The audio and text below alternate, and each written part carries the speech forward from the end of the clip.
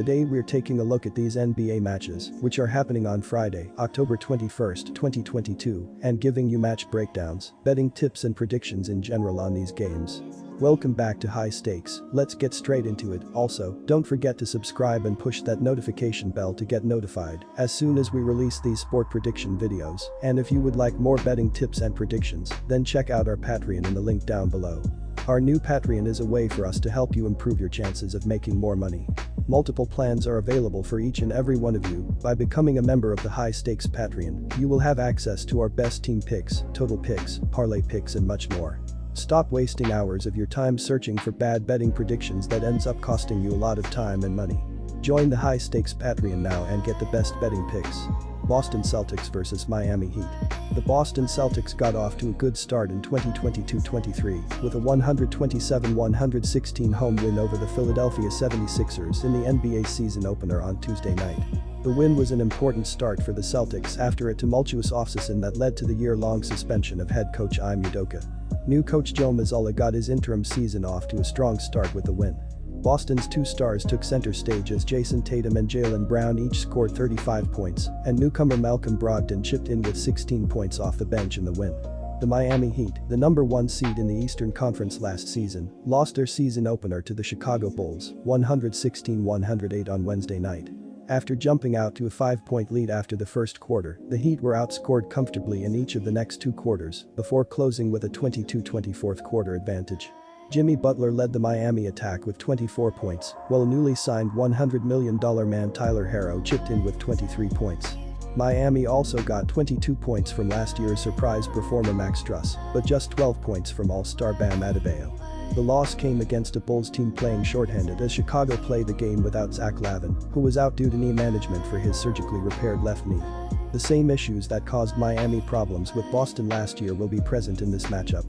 Boston's overall size and interchangeability will continue to give Miami fits as they continue to try and sort out their roster and find the best rotation. Once again in the opener on Wednesday, Duncan Robinson played a marginal role. 2 years ago, he was signed to a lucrative deal and looked like a steal for the Heat as they made it to the NBA Finals in the bubble thanks to his spot-up shooting. Since that time, his defense has been exposed and his playing time has been usurped by Strus. Unfortunately for the Heat, his contract may prove tough to move and he prevents them from seeking out the size they need in the paint. Boston's lineup with both Tatum and Brown at the forward spots will create mismatches on the defensive end for the Heat and suffocate them on the offensive end. While the Celtics will not be able to shoot 54% every night, they should once again have a nice shooting night against the undersized Heat. Our team pick is Boston minus 2.5 points.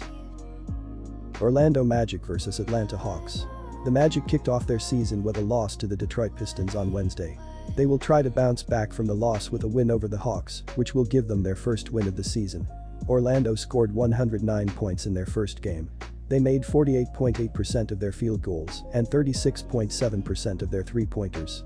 Paolo Banchero showed why the Magic made him the top pick in the 2022 draft, finishing the game with 27 points, 9 rebounds, and 5 assists, joining Kareem Abdul-Jabbar and LeBron James as the only number 1 overall pick to have at least 25 points, 5 rebounds and 5 assists in their NBA debut. Jalen Suggs finished with 21 points and 3 assists, while Franz Wagner added 20 points, 4 rebounds, and 5 assists for the Magic. The Hawks got off to a good start, defeating the Rockets to pick up their first win of the season. They will try to keep the momentum going with a win over the Magic, which will give them their second win in a row. Atlanta scored 117 points in their first game. They made 50% of their field goals and 28% of their three-pointers. John Collins led the Hawks with 24 points and 8 rebounds. Trae Young finished with 23 points, 3 rebounds, and 13 assists, while DeAndre Hunter added 22 points and 3 rebounds. The Hawks played well offensively in their first game. Even though they didn't shoot the ball well from three-point range, they made 50% of their field goals and shot the ball well from the charity stripe, making 83.3% of their free throws. They also did a good job finding the open man, with 30 assists in the win. The Magic were one of the worst defensive teams in the league last season and picked up where they left off, allowing a Detroit team that was one of the worst defensive teams in the league last season to score 113 points in their loss. They weren't very disciplined, allowing the Pistons to take 24 free throws in the game and didn't force a lot of turnovers, so expect them to have a hard time slowing down the Hawks in this game. The Hawks also played well defensively in their first game, holding the Rockets to 107 points in the win. Even though they were out-rebounded by Houston, they did a good job forcing turnovers and protecting the perimeter, holding the Rockets under 30% shooting from three-point range. The Magic shot the ball well in their first game, but they were very careless with the ball, which led to easy transition buckets for the Pistons and will cause problems for them against the Hawks, who had 12 steals in their first game. Expect the Magic to keep the score close in the first half, but the Hawks will run away with the game in the second half, so go with Atlanta to cover the spread. Our team pick is Atlanta Hawks for the win. The Orlando Magic have been an extremely young team, and power forward Paolo Banchero looked as well as he could in his NBA debut. He is averaging 27 points, 9 rebounds, 5 assists, and 2 blocks in 35 minutes on the court. He shot the ball well as he is 61.1% from the floor, did not attempt a shot from beyond the arc, and 71.4% from the free throw line. He had a debut not seen since LeBron James as he led the team in points, as well as tying for the lead in assists. He scored 18 of his points in the second half of the game and needs to carry that into this upcoming game if the Magic want to continue to be competitive. Both teams were able to do a good job of playing defense in the opening game, to the point where I cannot see the over as a viable option in this game. These teams are going to know each other well as they play 4 times this season, and all the games are before Christmas.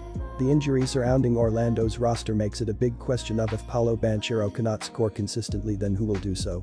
John Collins is a solid forward that can give Banchero trouble in his second career NBA game. I do not expect either Trae Young or Dejounte Murray to cross the 30-point markers, and their bench is not great at putting the ball in the basket as they had just 26 total bench points against Houston. The under has hit in 41 of their previous 61 games between one another, so go with the under as the best play in this matchup. Detroit Pistons vs New York Knicks. It is that time of year when every team has hope because you just never know which team is going to unexpectedly emerge. 2 years ago, the Knicks were that team, surprising everyone with a playoff run. Last season, the Wizards got off to a great start, only to falter as the season wore on. Will the Pistons be that team that surprises early on? They have accumulated a lot of young talent, and at some point, things should start to click.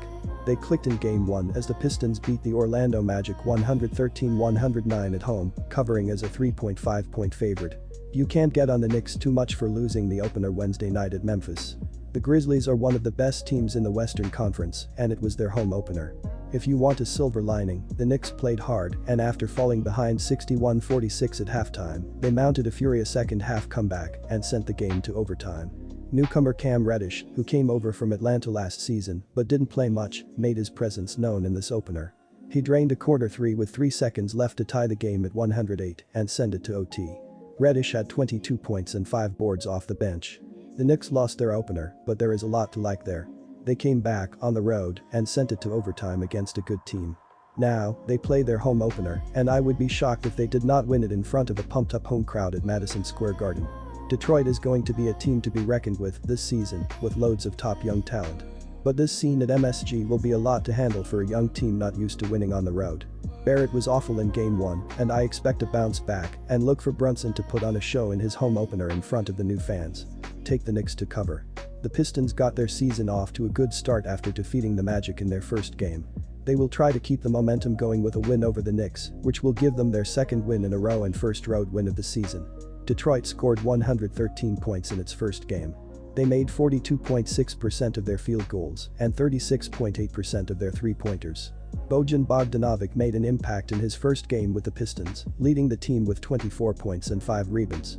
Jaden Ivey had 19 points, 4 assists, and 3 steals, while Cade Cunningham had 18 points and 10 assists. The Knicks dropped their first game of the season, losing on the road to the Grizzlies.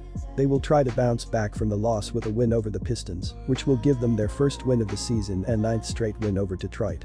New York scored 112 points in its first game. They made 40.4% of their field goals and 24.3% of their three-pointers. Julius Randle led the way for New York with 24 points, 11 rebounds, 6 assists, and 2 steals. Cam Reddish finished with 22 points, 5 rebounds, and 3 steals, while Isaiah Hartenstein had 16 points, 8 rebounds, and 4 assists. The Pistons averaged 104.8 points per game last season and 106.6 points per game on the road. They scored 113 points in their first game and 92.6 points per game in their last 3 games against the Knicks. They play at a very slow pace, and they're playing a defense that held opponents to 107.5 points per game last season and 108 points in regulation in their last game and will be held under 110 points in this game.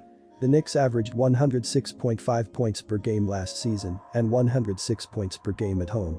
They scored 108 points in regulation in their first game and averaged 101 points per game in their last 3 games against the Pistons. They also play at a very slow pace. Even though the Pistons struggled defensively last season, giving up 114.9 points per game on the road, they gave up 109 points in their first game, so don't expect the Knicks to score enough points to push the score over the total. The Knicks and Pistons played under the total in 7 of their last 10 meetings. Our total pick is under 218 points. Utah Jazz vs Minnesota Timberwolves. Hardy comes to the Jazz from a Celtic staff that stressed floor spacing and a defensive mentality. It will be interesting to see how much that he can impart on this young Jazz team. In the opener, Utah shot 51% from the field overall and 42% from 3-PT range. The Utah bench scored a whopping 68 points, led by 20 from Sexton, 16 from veteran Rudy Gay, and 15 from Malik Beasley. On the defensive side of the ball, the Jazz did an excellent job getting out on shooters as they held Denver to just 22% from 3-PT range. They also surprisingly out-rebounded Denver 43-35 on the night and won the turnover battle 21-19.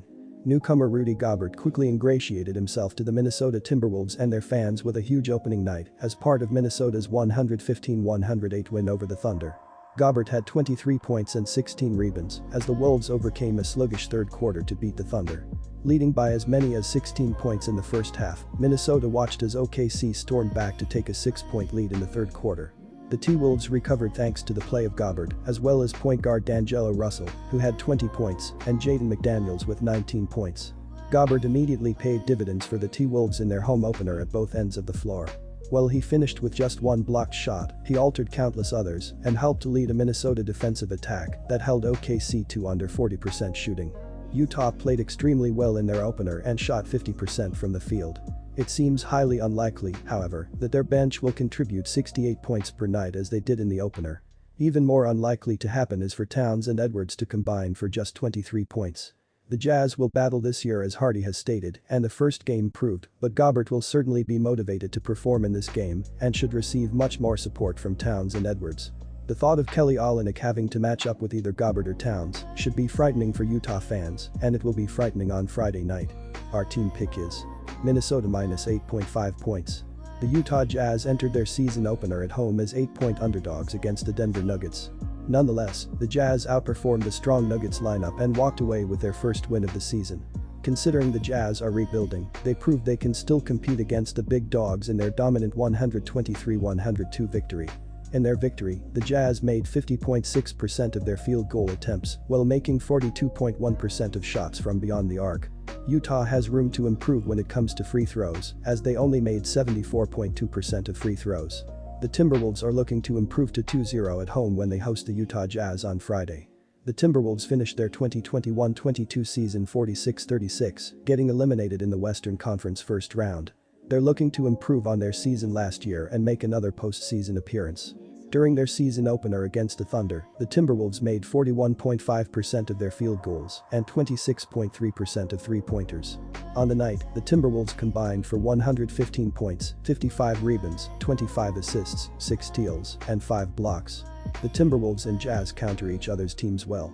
They both have height in the paint and weapons down under that are able to get the ball to the basket and pull down rebounds. Markkanen scored 17 points in the paint against the Nuggets, however, against the Timberwolves he will be up against Gobert and Towns. With all of the height under the basket, we will see more aggression outside of the paint. The Timberwolves are only shooting 26.3% from beyond the arc, while the Jazz are shooting just above 45% from three-point range. With this being said, there won't be a lot of three-pointers in play. Take the under. Each team has a lot of height in the paint, preventing drives to the basket and increasing the possibility of free throws when there is a drive. These teams aren't known for their shooting range, so expect more patience with the offenses finding ways to get the ball under the basket or to find an opening to shoot. Our total pick is under 227 points.